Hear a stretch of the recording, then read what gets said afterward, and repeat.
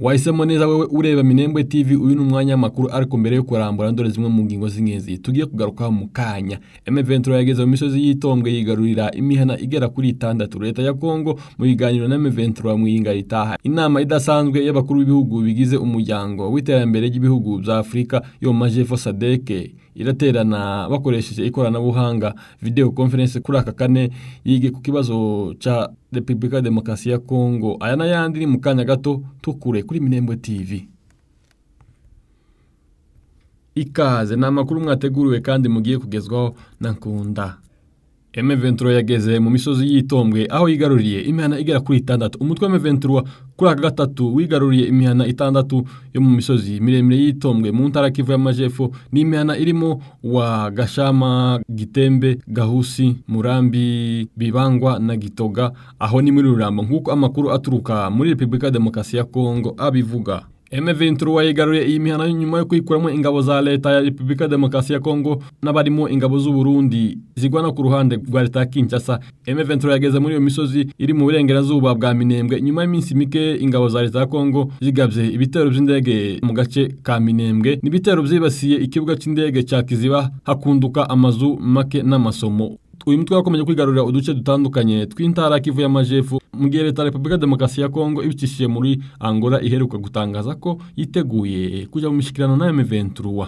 Tukiri aho reka tukubwire ko leta ya Kongo igiye mu biganiro na M23 mu yinga ritaha. Presidence ya Angola yatangaje ko yiteguye kwakira ibiganiro hagati y'intumwa za guverinoma ya Kongo n'umutwe wigwanya wa M23 mu cyumweru gitaha ku minsi 18 y'uku kwezi. Bizaba ari ubwa mbere leta ya Kongo yemeye kuja mu biganiro imbona nkubone n'inyeshamba za M23 zigwanya. Ibiganiro byagiye bitumizwa na Angola mbere ntibyigeze bishoboka guhagarika intambara imaze imyaka mu burasirazuba bwa Kongo. Kuri wa kabiri President Felix Tshisekedi wa Kongo yari Rwanda muri Angola mu biganiro na mugenzi we Joel Lorenzo. Nyuma y'ivyo biganiro Presidence ya Angola yahise itangaza ko ico gihugu cyemeye guhuza Kongo n'abagwanyi ba M23. Kuri aka gatatu ibiro zasohoye itangazo rigira riti: dukurikije intambwe zafashwe n'ubuhuza bwa Angola, intumwa za Republika Demokarasi ya Kongo n'iza M23 zizatangira ibiganiro by'amahoro guhera ku minsi 18 mu mujyi wa Rwanda. Kenshi President Tshisekedi yavuze ko atazigera aganira na M23. Umutwe yavuga ko ushigikiwe n'u Rwanda. Uyu mutwe umaze kwigarurira ibice bitandukanye zo mu burasirazuba bwa Republika Demokarasi ya Kongo. U Rwanda rwakomeje guhakana rushigikiye M23. Kuva mu kwezi kwa kwanza uyu mwaka umutwe wa M23 umaze kwigarurira imijyi myinshi irimo Goma na Bukavu. Leta ya Kongo ivuga ko mu kwezi kwa kwanza intambara mu burasirazuba bwa Republika Demokarasi ya Kongo imaze guhitana abantu barenga 7,000.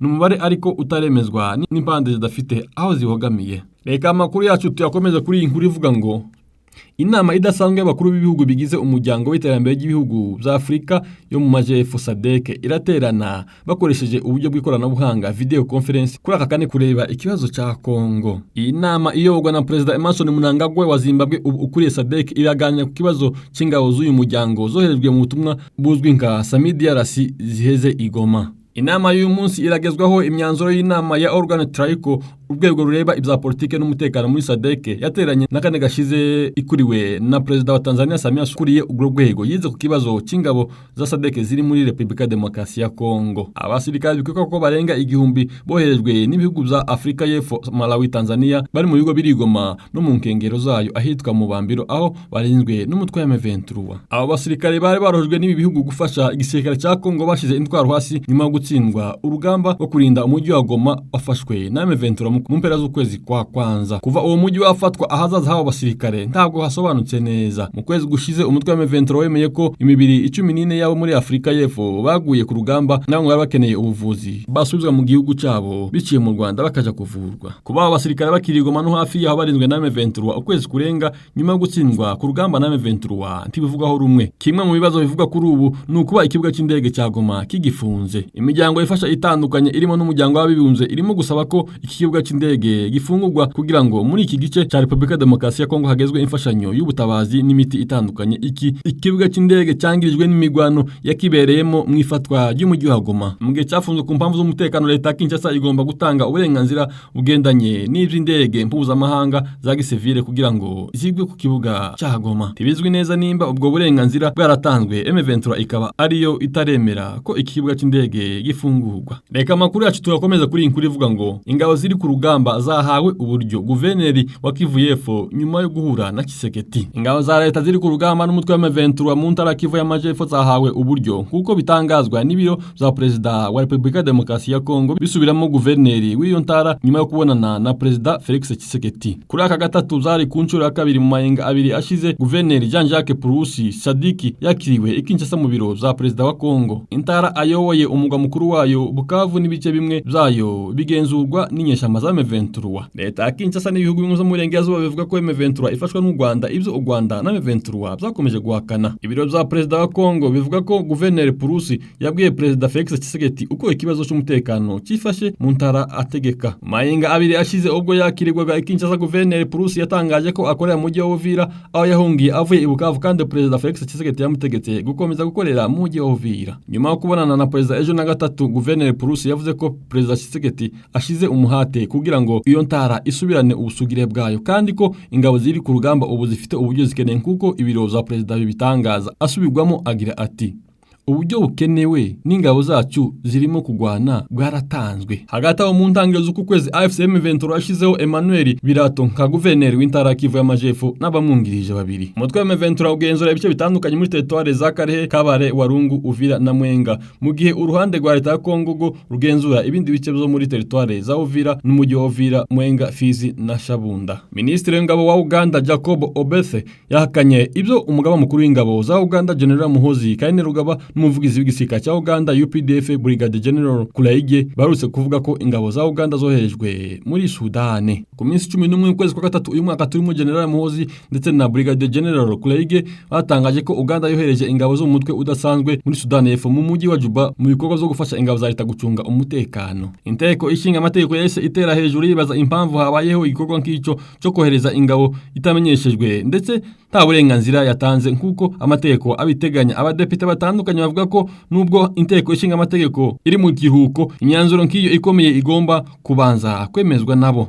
Minisitiri Obethe wari mu nteko ishinga amategeko yabihakanye, avuga ko nta nama yigeze yitabira yemera ko igikorwa kiba, ndetse asaba umwanya wo kugenzura ko icyo gikorwa cyaba cyaremejwe atabizi. Yagize ati nta buryo na bumwe bw'ibiganiro nzi bwaba bwarakozwe, kohereza ingabo ntibyakorwa ntabizi kandi pari rero ndaza kubisuzuma ubundi mbamenyeshe. Yavuze ko we agomba kubanza guhabwa amakuru mu buryo bwanditse kandi bukurikije amategeko, atagomba gusoma amakuru ku mbuga nkoranyambaga. Chimpu ripoti yanditse ko atari ubwa mbere Uganda yoba yohereje ingabo za UPDF mu bindi bihugu nta burenganzira bwatanzwe n'inteko ishinga amategeko, kuko muri 2021 yohereje ingabo muri Repubulika Demokarasi ya Kongo mu bice bya Kivu nta burenganzira ihawe. Ingabo za SADC zafatiwe Igoma zemerewe kwisanzura zidafite intwaro. General Sultan Makenga uyobora abagwanyi umutwe witwaje intwaro wa M23 yatangaje ko abasirikare b'umuryango wa Afrika y'Amajepfo bari muri Repubulika Demokarasi ya Kongo bemerewe kwisanzura ariko badafite intwaro. Abasirikare barenga 1010 baba mu bigo bitandukanye by'ingabo z'umuryango w'abibumbye kuva mu mpera z'ukwezi kwa kwanza uyu mwaka. Abagwanyi ba M23 babagenzura nyuma yo kubatsindira mu rugamba rwabereye Isake no mu nkengero z'umujyi wa Goma. Mu kiganiro na Ale wabaye senatere mu Bubiligi n'umunyamabanga mukuru w'umuryango w'abaganga batagira mupaka MSF, General Sultan Makenga abajijwe nimba abasirikare baturutse muri Afrika y'Epfo na Tanzania, Malawi ari pungwa z'intambara. General Sultan Makenga asubije ko abo basirikare bemerewe gutembera mu bwisanzwe ariko badafite intwaro, agaragaza ko M23 ishaka ko basubira mu bihugu zabo baturutsemo bagahagarika gufasha ingabo za Repubulika Demokarasi ya Kongo. Yagize ati bashobora gutembera mu bwisanzwe ariko badafite intwaro, turabareka bagapakira ibyo bakeneye, turashaka ko bataha, bemereye kugenda igihe cyose bashakire.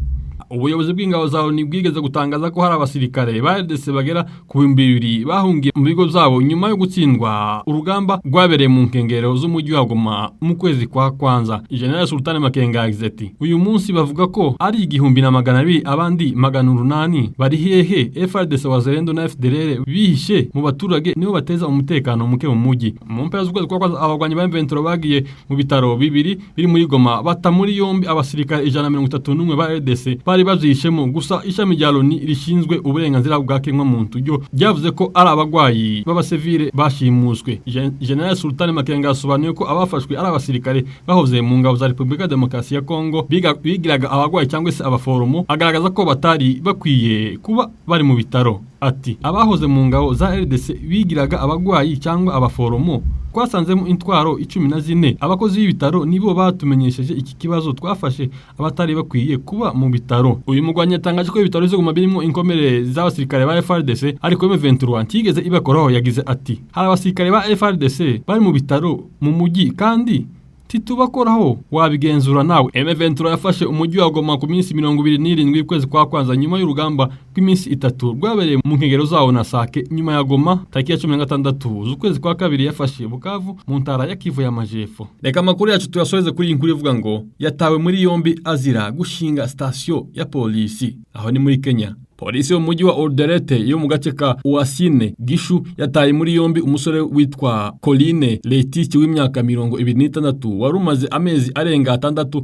yarashinze station ya polisi mu gace atuyemo taburenganzira abifitiye. Uyu musore uzwi nka Chep Kulei yarasanzwe ari umucuruzi yashinze station mu gace atuyemo hafi y'ishamba rya Chengalo mu muhanda wa Lezo Camp Sabete. Iyi station ya polisi yari imeze neza kizikoreshwa na polisi ya Kenya kuko hari hariho ibirango bya polisi ndetse haraho bafungiraga abanyabyaha. Abaturage ntago bigeze bamenya ko iyi station ya polisi itari yemewe n'amategeko, bavuga ko batunguwe bikomeye no gusanga ari impimbano. Ubuyobozi bw'ako gace ntago bwigeze bumenya kugeza ubwo abayobozi bo mu nzego z'ibanze babibonyemo ibimenyetso z'uburiganya maze bahita batangira iperereza. NTV yanditse ko ku minsi 8 y'ukwezi kwa gatatu abapolisi bo kuri station ya Kamuyu bahise bakora idosiye y'uyu musore. Kugeza ubu inzego z'umutekano tiziramenya impamvu nyamukuru yatumye Letiki ashinga station itemewe. Polisi yijeje abaturage ko iperereza rikomeje kandi hagomba gufatwa icyemezo gikwiye. Wakoze kubana nazwe muri umwanya w'amakuru. Nimba utakwa subscribe ikore maze uzobona ibiganiro zacu kugiye